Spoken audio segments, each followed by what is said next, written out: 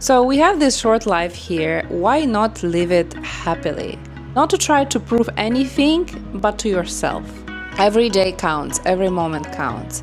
So why be in miserable situations, be unhappy, be unsatisfied, be unfulfilled, just to checkmark someone else's expectations of you? Do what you love and behave like you want in the context of not harming anyone. Not only a lawyer, but I am an avid pursuer of self-development. I have read so many books on psychology, and being a lawyer for 20 years, I have personally dealt with many women because I prepared a lot of VAWA cases, which stands for Violence Against Women Act. Basically challenge yourself, discover your own gifts and talents, and challenge yourself in this life to realize that. Hello, I'm Nardin. Welcome to my podcast. Today we have an amazing guest, and we will be talk about the very awesome topics that it's a struggle for so many of people. Even though if it's not a struggle for you directly, I'm sure you know a person who struggled with this issue. I'm really glad that today we are here and we will be start this podcast because this topic most of the time stays in silent, but unfortunately affects people without they even realizing it. Before we begin, I want to quickly introduce myself so you understand the perspective that I'm bringing on the table today. My work centered around of the emotional awareness, personal growth, and helping the people. I love helping the people to grow in their career or in their life. This is Nardin. I'm a director of recruiting from a very awesome, good company. And I love to build up the safe space for women and men to speak up and talk and share about their pain, to able to live happily and freely. Oh, please come in, Nardin. Let me open the door for you. Come in, please.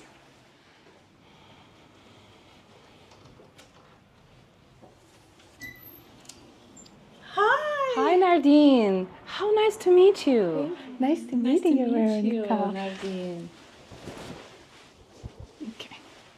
And now we can go to office. Wow, the blue bird? I saw a blue bird a few weeks ago in Los Gatos. I can't believe you have the blue bird. What are the odds? I saw a blue bird in Los Gatos like 2 weeks ago for the first time. Yes. Hello. Welcome to our first podcast with dear lawyer Veronica. Please, Veronica, introduce yourself. Hello, everyone, and happy Friday. I am so extremely happy to be here with fabulous Nardin and to talk about a very interesting topic.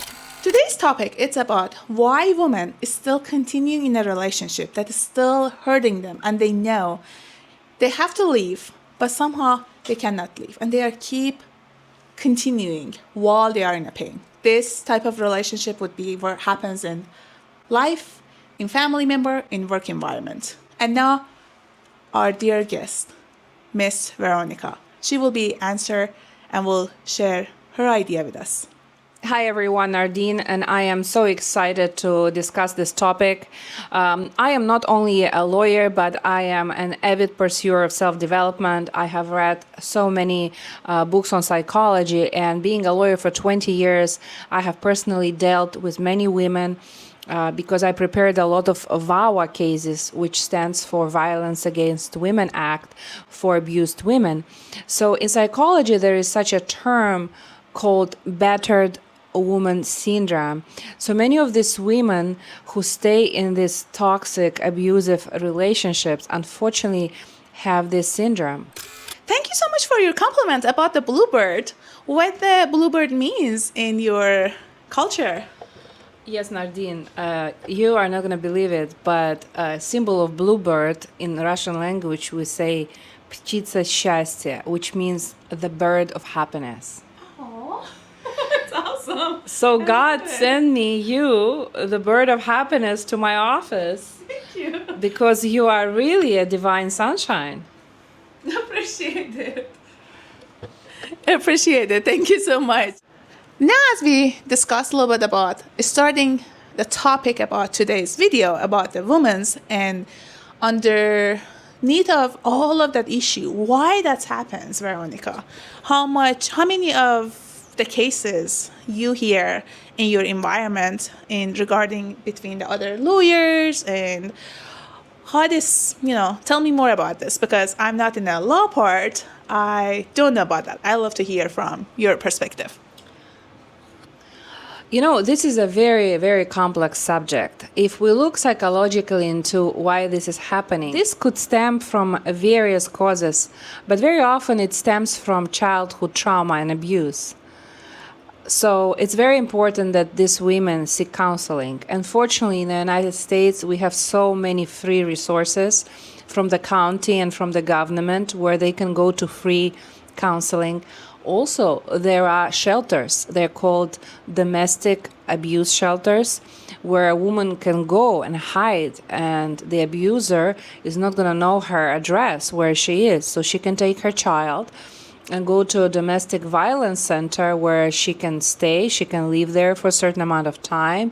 She will get food, and she's going to be enrolled in domestic violence classes. I actually have many examples when women did that, and they raised like a phoenix from this complex situation of being together with an abuser. They had the courage to escape, and now they are successful professionals, and they are blossoming in life. When you were mentioning about domestic abuse, I read so many of women in this type of situation, they feel and they see abuse such as beating, having the bruise on eyes or arms.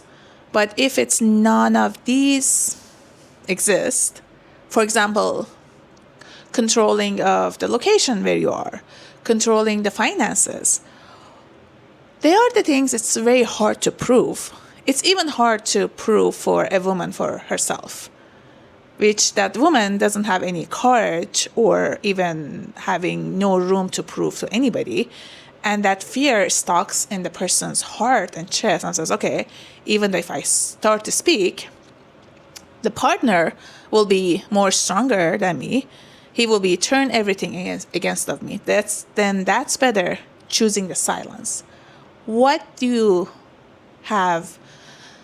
What is your wisdom of word for this type of woman in this type of situation, which it's not only happens for wife and husband relationship. It happens in family relationship. It happens in work environment. For example, I was talking with one of my awesome good friends. He actually has a PhD, double PhD, working in a very good high tech company.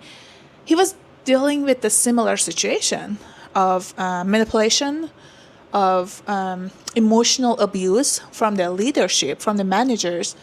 They were ignoring him. He was emailing back. He was messaging on a team, but the manager was ignoring him. And then later on, he was saying, oh, well, you are not following up these tasks.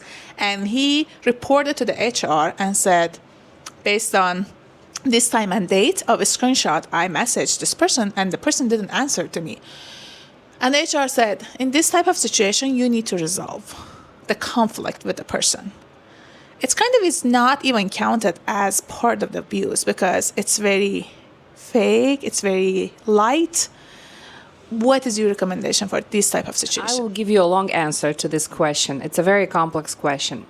Let's break it down from the perspective of immigration law and this act called Violence Against Women Act. So if a foreign citizen is married to a U.S. citizen and has not applied for green card process yet, and yet experiences abuse, and abuse does not necessarily mean physical. It can be emotional, mental, psychological, financial abuse.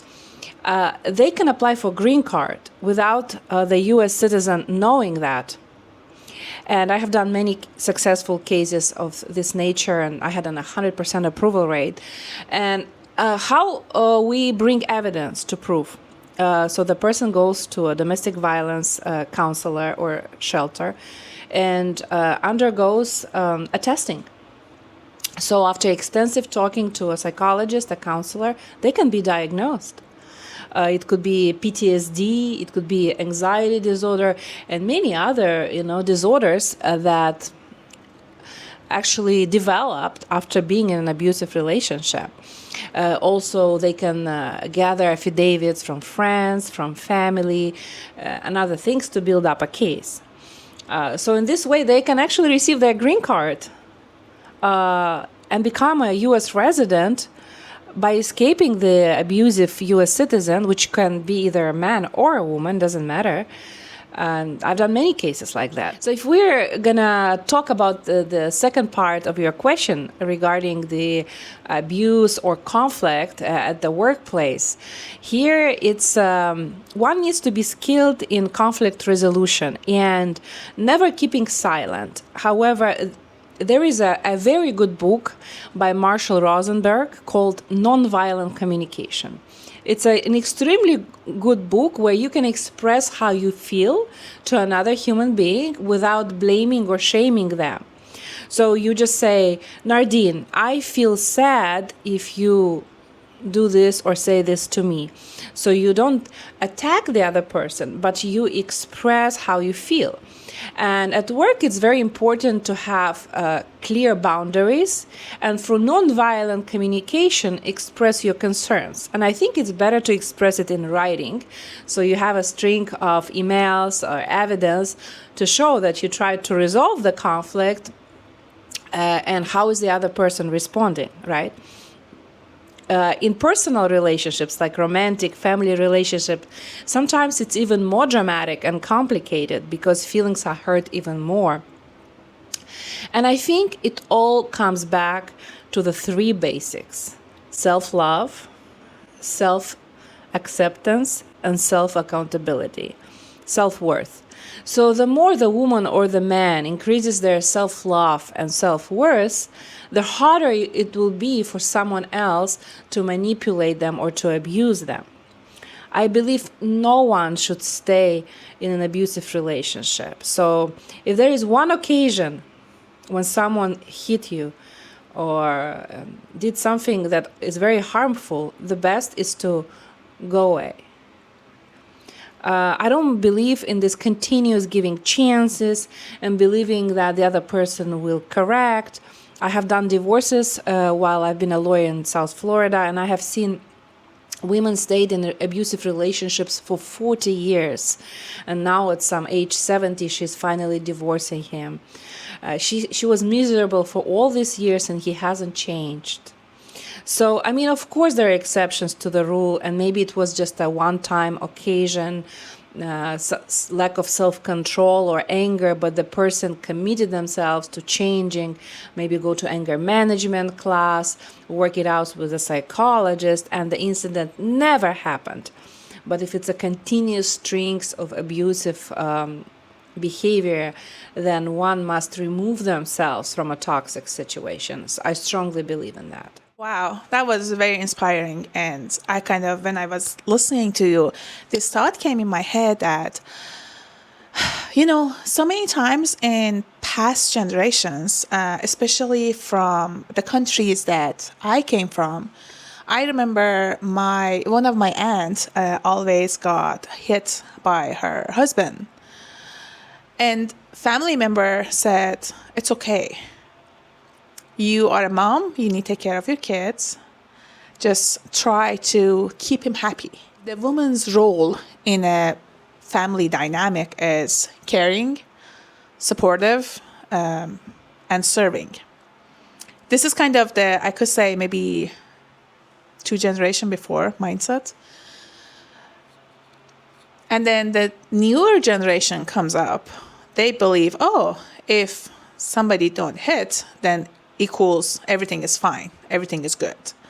And I talk with so many of my different friends with my generation, my age, and they mostly have the same belief system.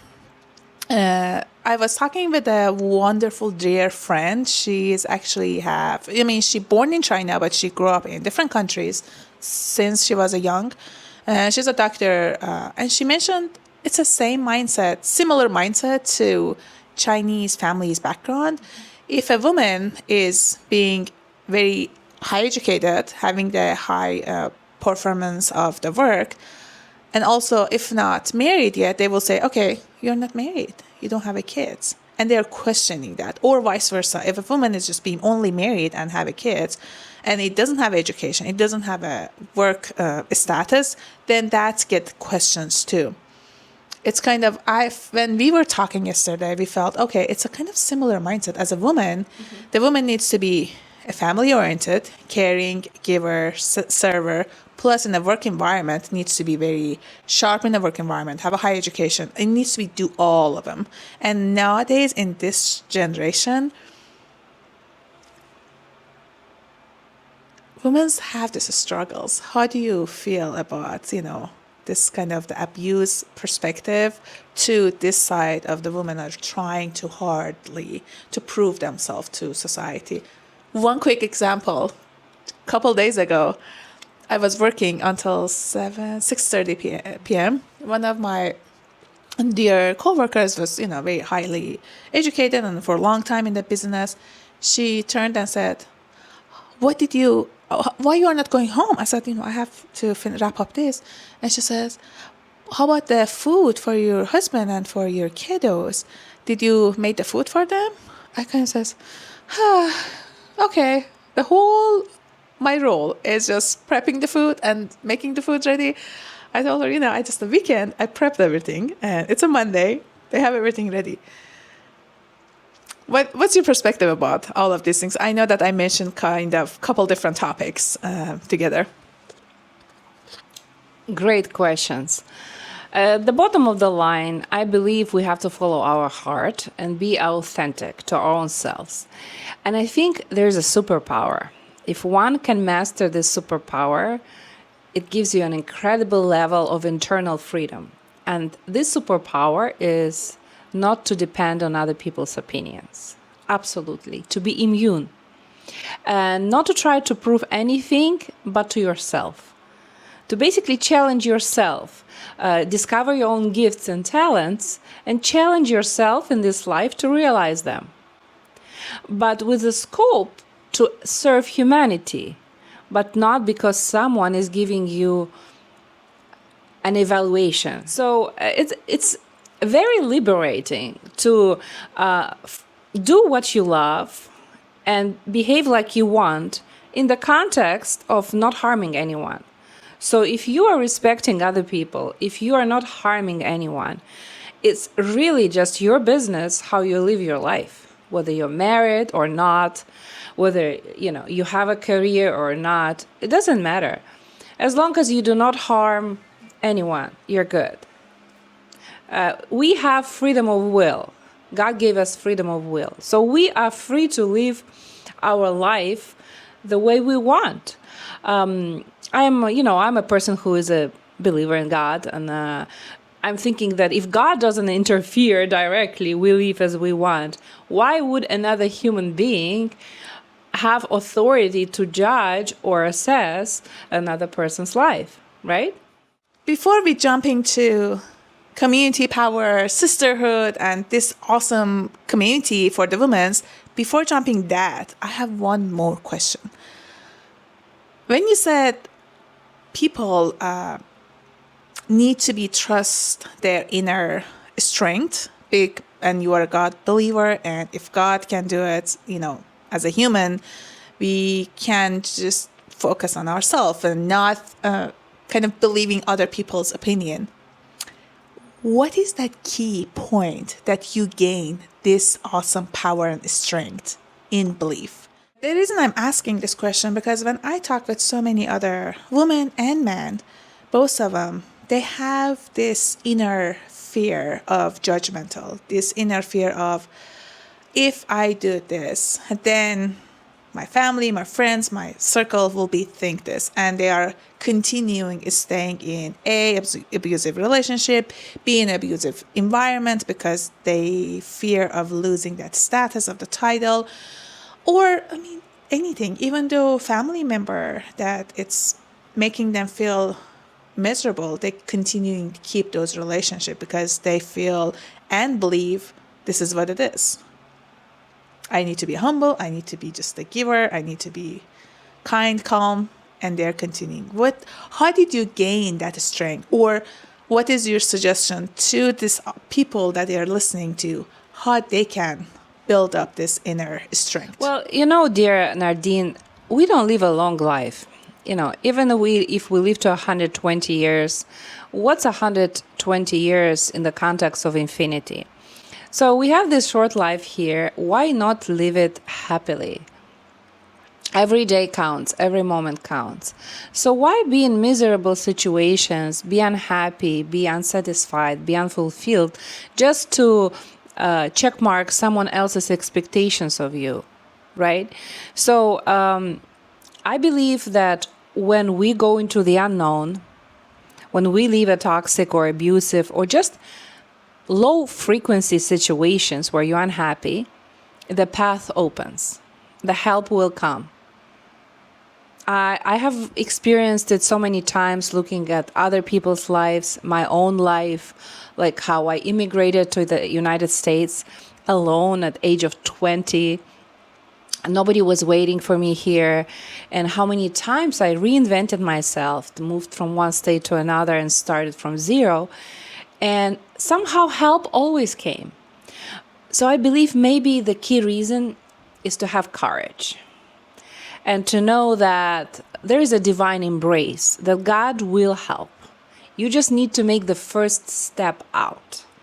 And then the path will appear. Then your word of encouragement to other people, of all of these people that are listening us today is just have your first step.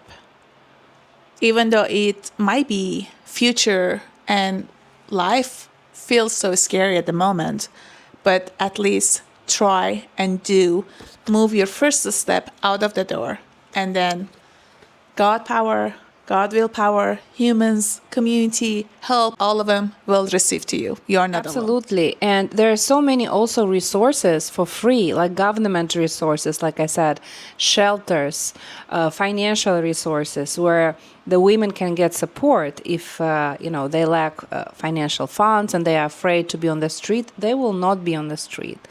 We live in a country which has a lot of resources. So search, look out, there's free legal resources, 3 legal organizations that provide help. There are shelters, there is free counseling.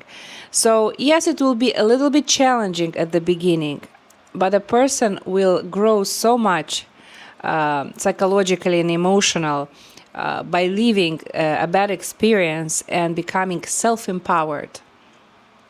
So it's all about self-empowerment. Then that self-empowerment, it's a key. Absolutely. It's a key for our future success. It's a key for telling to our generations, I did it. I heard one awesome quote. It said, if you want to be an eagle, if you want 3, 2, 1, if you want to teach your kids how to be an eagle, not being a chicken, you need to be an eagle first and able to learn how to fly on that high.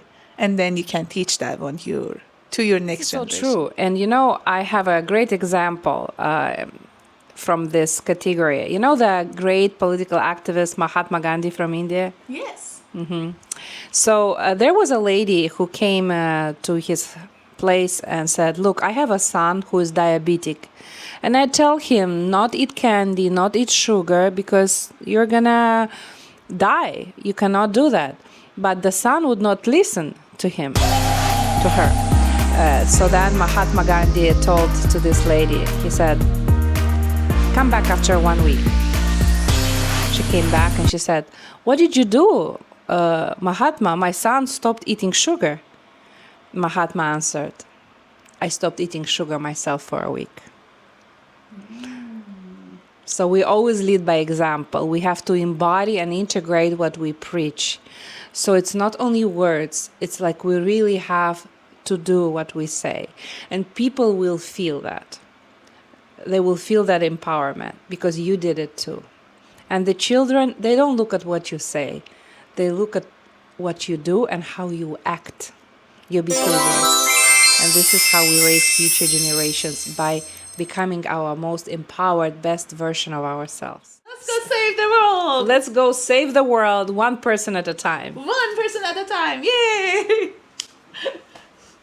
by everyone. Be self-empowered, believe in yourself, and God will help. Thank you so much for today to being with us, and thank you so much for dear awesome guest today in our podcast, and thank you so much for all of this lovely wisdom that you shared with me and with our audience. Looking forward to more podcasts, Nardin, and more discussions with you. So happy to continue this awesome podcasts with you. Bye-bye. And now it's time to drink this awesome, lovely coffee.